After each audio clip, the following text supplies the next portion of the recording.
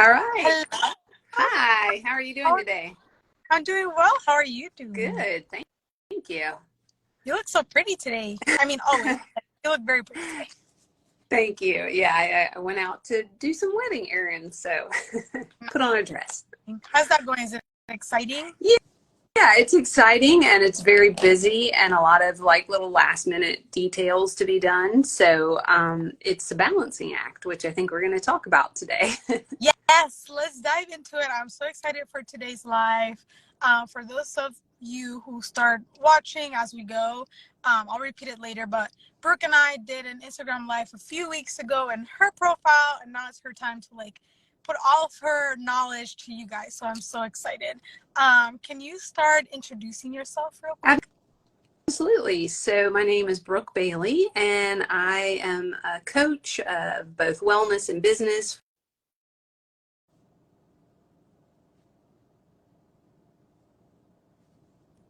Oh, I think we lost you.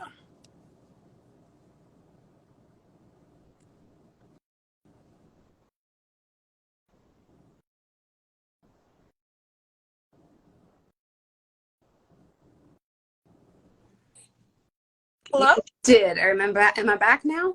Yes, you're Okay. back. I'm not sure why that happened, but anyway. So yes, to continue, I help women business owners grow their businesses without burning out.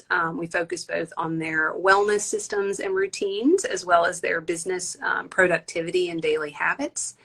And I currently am going through, some of those challenges of balancing personal life and business as I'm getting married in a few weeks. And I know that you speak to a lot of women business owners who have businesses related to weddings. And this is kind of like peak wedding season. So I thought we might be able to have a conversation around that today. I think it all happened at the best time because wedding season is, right around the corner, like pretty much here in this area. Wedding season starts, like it's wedding season, but it gets really, really crazy in the next few months. So it's a great time for everyone, all the wedding planners, photographers, and vendors who are prepping for that super, super busy fall season to kind of have these tips in place before that happens so that they don't burn out. So I'm so excited to bring all the knowledge. Awesome. Good. Well, you can get started. Tell us a little bit about what are your tips on how to balance both life and business, whether it's during wedding season or any time where things get busy on either side. Okay, well, I'll start just by prefacing this with that it's not a science, it's an art. There is behavioral science behind adjusting your habits and your routines, but I think, it depends on each individual and their current circumstances, both personally and professionally. So what I'm doing right now during this busy peak season is really, in terms of my health, I'm kind of focusing on two key areas. That's sleep and movement. So if I can get in adequate sleep, then I'm naturally feeling better and naturally have more energy to tap into. And that just helps me be more clear-headed, make better decisions, etc. So that's kind of my number one piece. And I think about that in terms of what I can do in the evening to get better sleep so that the next day will be better. So it's kind of like, instead of thinking about your morning routine, think about your evening routine and how that sets you up for a good night's sleep. And that will pretty much give you a 50% jump start on your morning the next morning. I love that. I love that because I feel like also a lot of times there's so much pressure on like the morning routine where like for me, the mornings I do have a routine, but I'm like going. Yeah.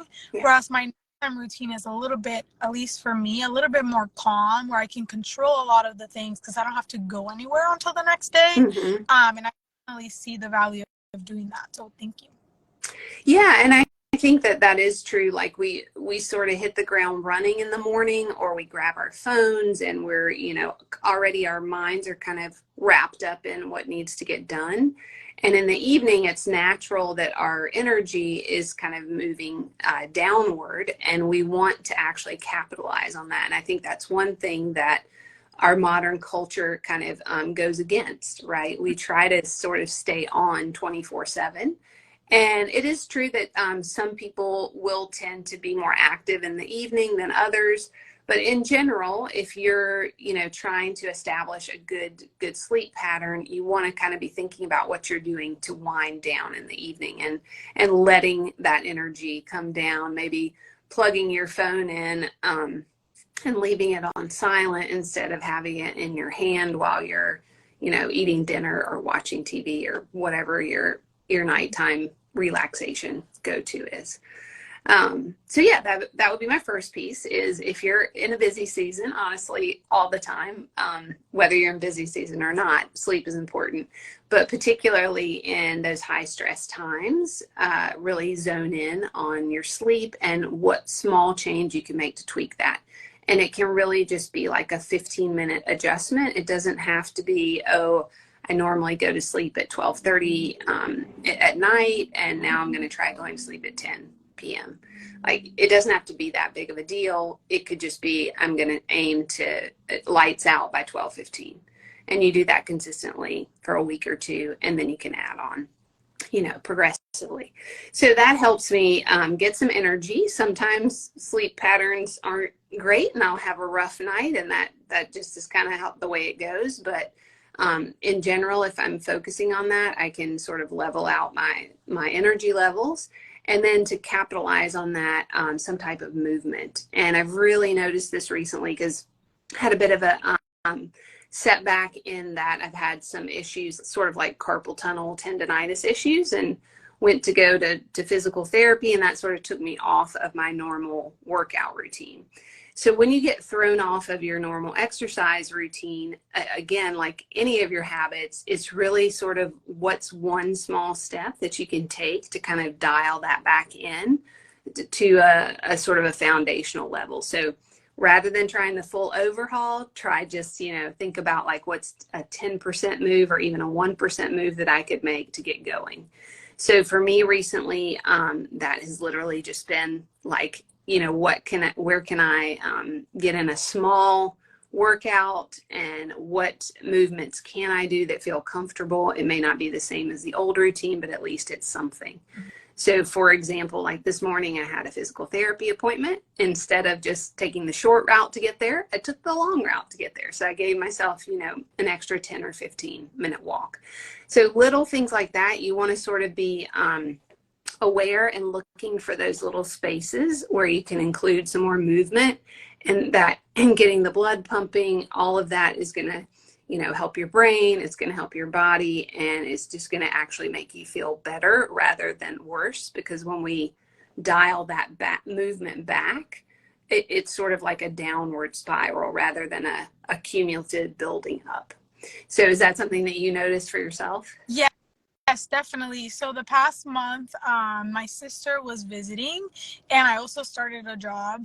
So I had the job, and then I had my business as well. So it was hard to manage everything, and I had to kind of like reconfigure my whole schedule, which ended up being even better. I kind of started before my sister came to visit, which was great. I kind of had established that pattern already.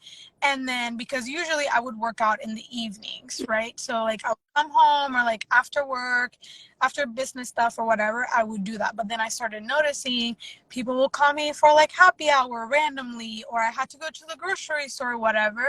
And I'm a very type A person, so I would get anxious because I couldn't get my workout in. So Yeah. I'm not a morning person. So I usually waking up early is not my thing. But I kind of have been focusing myself on waking up like at 6:30 instead of 7:45, so that I can take my long 1 hour 45-minute walk out of the way first thing in the morning, and then everything else, whatever happens throughout the day, then it happens. But at Yeah. least I got my workout in, which is my priority. Yeah, that kind of evolved for me over time as well. Like I used to like hate exercise, and the idea of doing it in the morning was even worse. But then, once you start to dial in that routine, and you get the reward of it being done, and you don't miss it, for me, that's really gratifying. So that's an awesome piece. Another little twist on that is, let's say you are consistent with an evening routine in terms of your workout, and you want to keep that, but you want to get a small win in the morning, just to kind of help yourself feel like, all right, things are on track, I'm going well. it can be something as simple as making your bed or like putting away your dishes after breakfast. So something that sort of helps you feel in control of an element of success at the very beginning of your day can give you some energy, and you can kind of capitalize on that. So good points there. Love that. Awesome.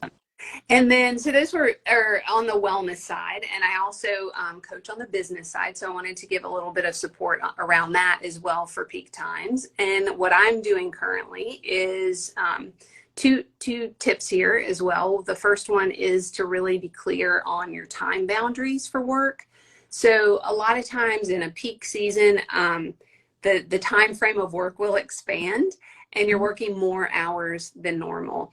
And that's okay, but you want to be clear about what you're willing to accept and what you're not. So kind of going into your peak season, or even pausing during your peak season and saying like, okay, what's really sustainable here for me to have enough energy to serve my clients and do a good job, but not burn out by the end of this peak time. So you have to determine that for yourself. For some people, that'll be kind of narrowing in the window. So maybe they'll work, 10 hours, 3 or 4 days a week, and then take a longer weekend. For other people, it'll just be being a little bit more clear about, work starts at 8:30 and ends at 5:30, let's just say. But being clear about that and communicating that to any type of team member that you have, any type of family member or relationship that you're in, as well as to your clients. And so I think that's a place where we get off track, is all these things are going on, and in our head we set that time boundary, but we don't necessarily communicate it with other people. So think about what you want your work time boundaries to be, and then communicate them with all the parties you can think of. That would be tip number 1. And then tip number 2 is let go of bringing in new business or as much new business during a peak time as you might normally. And this seems like, well, yeah, I'm so busy, doing the work. How can I ask for new work?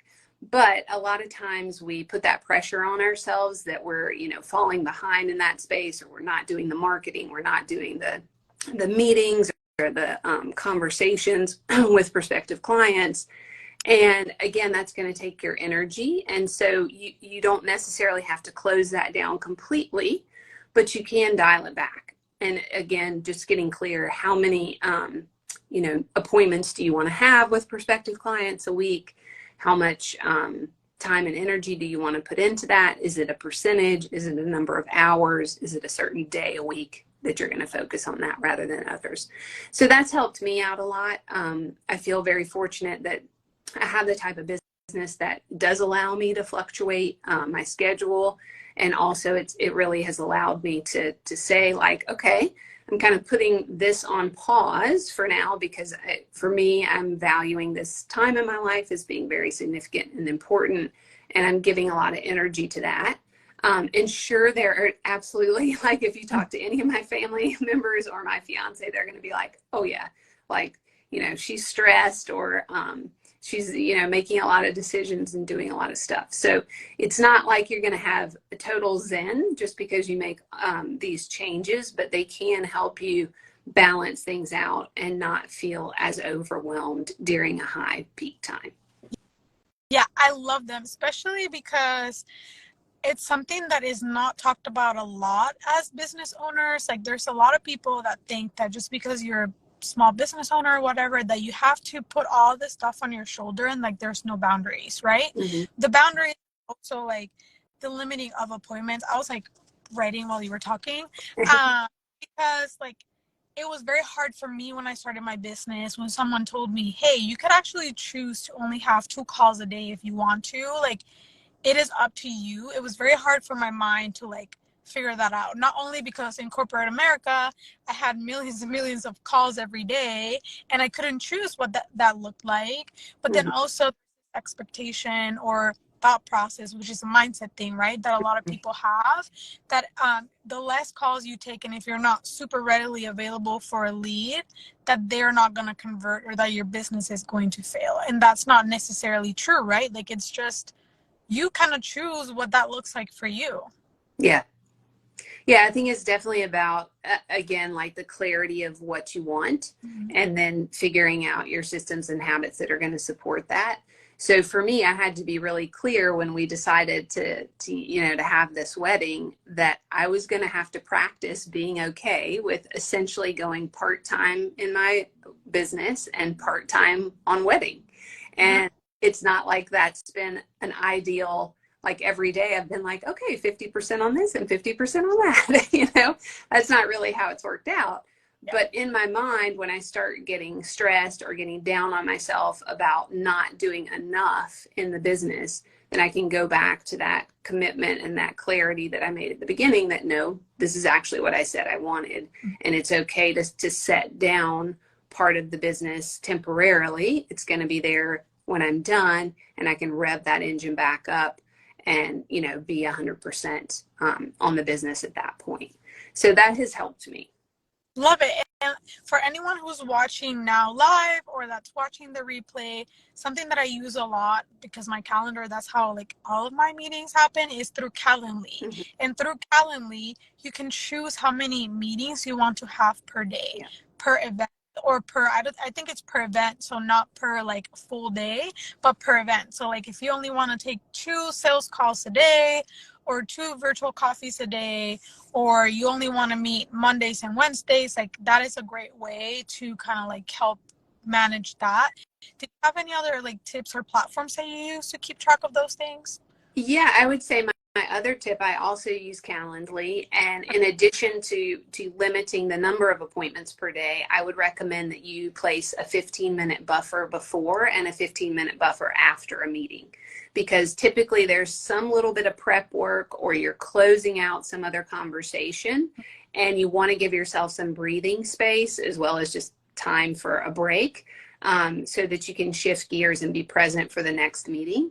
And then when you finish that, there's probably going to be a little bit of follow-up. And I think this is a place that gets people overwhelmed because they do book back-to-back meetings, but they don't necessarily block out time on their calendar to do the follow-up that has resulted from those conversations. Right. So I would recommend that in addition to limiting the type of meetings that you have, also put buffers in place between meetings. Love that. I have a question for you. So when you talked about boundaries, would you say that a boundary could also be the type of communication or times that you are willing to communicate with clients, family members, etc.?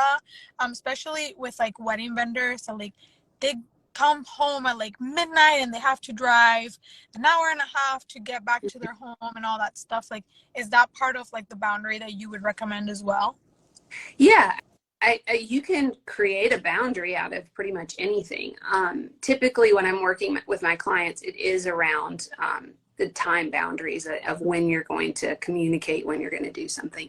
So just being clear about that. And, it's like if you're exhausted when you get home at 12:30 at night and all you want to do is go to bed, that's my boundary is I'm not dealing with any work stuff after, like, I have a gig, right? I have a wedding to do. And my rule for myself is I'm not going to communicate with clients until between 10 and 12, 10 a.m. and 12 p.m. the following day, right? So if that's the case, you set an out of office message, but you also need to start building systems and cues in place to prevent you from going back to those old distracting habits, because more than likely you have a cell phone and you have email on your cell phone and you're stopped at a red light after the wedding and you start scrolling through your texts or your emails, and then your mind starts going. Right. So you've got to build in the systems and the details to hold that boundary for yourself. And you want to communicate it to your clients, but you also have to figure out what are those little habits and cues for yourself that are going to help you hold to that boundary. Mm-hmm. Love that. Love that piece of finding ways to make sure that you stick to it, because I have been definitely one of those people who I'm not going to usually, like in the beginning of my business, I was super, super strict, which was Usually it's the opposite. And then as time goes on, I just become more and more lenient. Like it's 10 p.m. and I'm responding to a client. I'm like, no, you shouldn't do that. But love it. So I think we can open it up. I think there's only one person watching right now, but if they have any questions, we can open it up real quick, see if they have any follow-up questions, and otherwise we'll kind of open it up to you to tell them how they can contact you, what are some offers or anything like that that you have going on right now, and then we can close off. Yeah. Absolutely. So I work with women business owners in a 90-day capacity in a group coaching program. So if you're interested in learning more about that, you can go to my website, which is my name, and all my social media is all under the same thing. It's S as in smile, brookbailey.com, or S Brooke Bailey on all of the channels. So you're welcome to go there, find more information, or reach out to me for a conversation. Although I won't be booking calls until the beginning of August because I am about to leave the country for my wedding. So yeah, exciting. And yes, I would say in terms of materials on my website, I do have a master class that is called Reset Your Boundaries, Reclaim Your Time. And it's about kind of what we've been talking about. You're resetting your boundaries, but boundaries are basically habits. So you have to be able to know how to cultivate this new habit or this new boundary in order for it to stick. Because a lot of times we tell ourselves we're going to do something, we think we've set a boundary, but we haven't actually gone through the steps and we haven't practiced it. So we want to like get into that routine of practice. So that's kind of the space that I work within, and yeah, would love to chat with you. You can also direct message me here on Instagram at @SBrookeBailey. Love it. Well, thank you so much. I think this was such valuable information, and I'm sure a lot of people will have either comments or be watching at home this evening. So thank you so much. If anyone has any questions, I'll tag you as a collaborator on the post after so that you can get. Okay, thanks so much, Maria. This was wonderful. Thank you. Happy wedding. I don't know exactly what's happening, but like I send you all the good vibes. Good vibes accepted. Have a good one. Bye.